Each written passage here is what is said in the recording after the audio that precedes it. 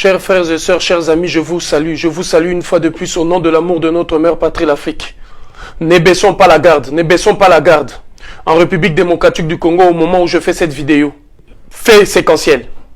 Le gouvernement de Félix Tshisekedi annonce la prolongation de l'état d'urgence. Soudainement, l'avion de l'Union européenne atterrit à bord avec le ministre français des Affaires étrangères, Yves Le Drian, le ministre belge des Affaires étrangères, les commissaires européens qui sont allés dans un pays en plein confinement. Le 3, à l'intérieur de leur avion, il y avait des ONG, des humanitaires, entre guillemets, qui sont venus justement pour aider la République démocratique du Congo à faire face au Covid-19. Mais mes chers amis, parmi tous les pays les plus contaminés de l'Afrique et même de la planète, la République démocratique du Congo ne figure pas en tête des listes.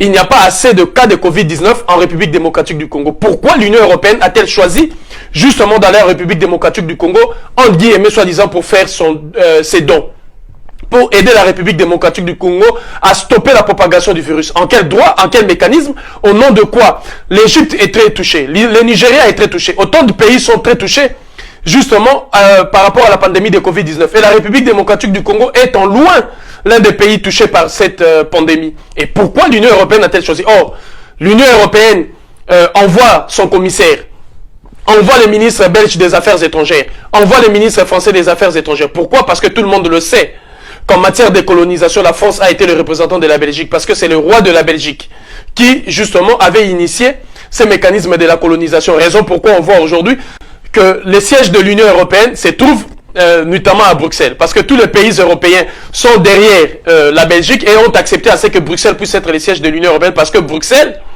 a entre ses mains la République démocratique du Congo, parce que toutes les richesses de la République démocratique du Congo et tout l'argent de la République démocratique du Congo s'évapore vers la Belgique.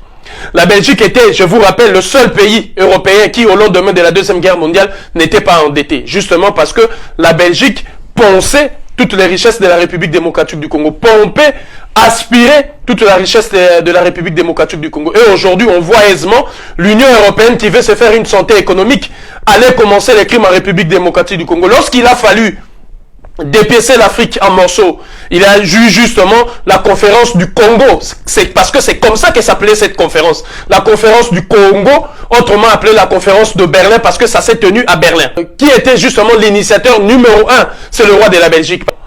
D'ailleurs, pour donner les éléments qui auraient permis à ceux qui étaient là de pouvoir mieux dépiécer le Congo, il a fallu l'intervention d'Harry Morton Stanley. Il a fallu l'intervention, les travaux de David Livingstone. Mais pourquoi Harry Morton Stanley? Parce que Harry Morton Stanley était au Congo. Et c'est à partir du Congo qu'on a travaillé pour dépiécer toute l'Afrique. Justement, le roi de Belge et la Belgique en sont aujourd'hui des principaux bénéficiaires. La République démocratique du Congo continue jusqu'à preuve du contraire de nourrir l'Union européenne. L'Union européenne ne veut en aucun cas entendre parler d'une évolution ou d'un progrès sans elle en République démocratique du Congo. Dans tous les moments de l'histoire de ces pays, en 1960, le 10 juillet exactement, au lendemain de l'indépendance de la République démocratique du Congo, c'est l'Union européenne, les États-Unis qui encore ont déjoué l'indépendance et la souveraineté. D'ailleurs, le devoir que Patrice Lumumba a laissé à chaque Congolais, à chaque Congolaise, de pouvoir récupérer notre indépendance et notre souveraineté longtemps bafouée. On se rappellera encore, pendant les périodes de démocratisation en 1990, c'est l'Union européenne. On se rappellera encore lorsqu'il y a eu l'arrivée de Mouzé Laurent Désiré Kabila pour chasser Mobutu, l'Union européenne et les États-Unis d'Amérique. On se rappellera encore lors de plusieurs tractations, des dialogues et des discussions entre Congolais, communément appelés dialogue inter-congolais. C'est l'Union européenne qui fixait la feuille de route. Et ce qui est grave, le ministre français des Affaires étrangères se permet de parler de la mise en place d'une commission pour préparer l'élection de 2023. La République démocratique du Congo est en train encore de sombrer dans un chaos indescriptible, avec un président qui ne sait même pas où est-ce qu'il conduit son peuple, avec un président qui n'est même pas capable de tracer la ligne politique, économique, sociale, sécuritaire de son pays. Déjà, les Français viennent, nous sommes en 2020, qui commencent à parler d'une commission pour préparer les élections de 2023. Donc la République française veut récupérer encore une fois les élections en République démocratique du Congo pour imposer son poulain, pour imposer sa volonté. La République française va encore plus loin en parlant d'un dialogue entre la République démocratique du Congo, l'Ouganda et le Rwanda, où la France prendra part. Mais qui vous a invité? Qui est cet Africain-là qui vous a demandé de venir vous immiscer dans les affaires de la République démocratique du Congo? L'Union européenne a imposé une guerre depuis 97, disons, à la République démocratique du Congo. Cette guerre aujourd'hui qui a permis à l'Union européenne de piller toutes les richesses qui vous ont permis justement de pouvoir innover dans le domaine de la technologie, de piller systématiquement le coltan, de piller systématiquement le lithium, de piller systématiquement toutes ces richesses immenses en République démocratique du Congo sans frais, sans contreparties égales pour le peuple congolais, sans justement de prix même fixé au niveau du marché international. Vous êtes en train de penser d'aspirer les richesses de la République démocratique du Congo gratuitement, sans même verser un sou à la République démocratique du Congo. Vous avez imposé une guerre, créé le M23 à un moment donné, créé la rébellion de Kunda Batware, créé des mouvements armés justement pour pouvoir empêcher la République démocratique du Congo d'aller de l'avant. Et l'Union européenne revient encore en pleine pandémie, alors que le président de la République démocratique du Congo, en complicité avec l'Union européenne, venait de prolonger l'état d'urgence. Vous permettez maintenant d'atterrir en République démocratique du Congo et d'amener les médicaments. Et d'amener je ne sais quoi. Quels sont ces médicaments-là que vous amenez en République démocratique du Congo, lesquels vous n'avez pas donné à l'Italie ou à l'Espagne? Alors j'en appelle à la jeunesse congolaise. Bana Congo Nyonso Bisika Bozali. Levez-vous, le pays est en train de partir. Le peuple sera exterminé. Le pays est en train de couper dans une misère indescriptible.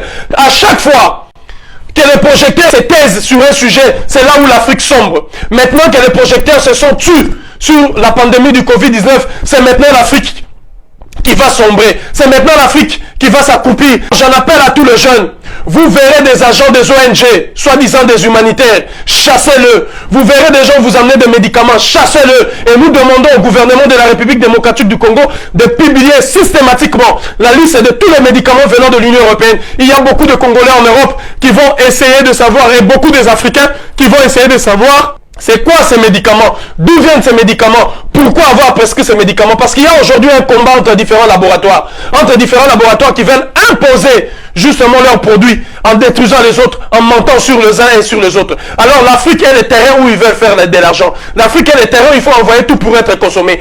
Alors tous les jeunes, le mouvement Unité, Dignité, Courage, vous qui êtes en République démocratique du Congo, à Lubumbashi, tout le monde et tous les jeunes et tous les mouvements citoyens debout sur la première ligne pour empêcher l'Union européenne de commettre les crimes. Rappelez-vous la lomédinisation de l'Afrique centrale, d'où à travers la Lomédine, les peuples congolais ont été exterminés. Le peuple de la République centrafricaine du Congo-Brazzaville, le peuple du Gabon ont été exterminés. Rappelez-vous avec la maladie du sommeil. Rappelez-vous avec la mouche tchétché.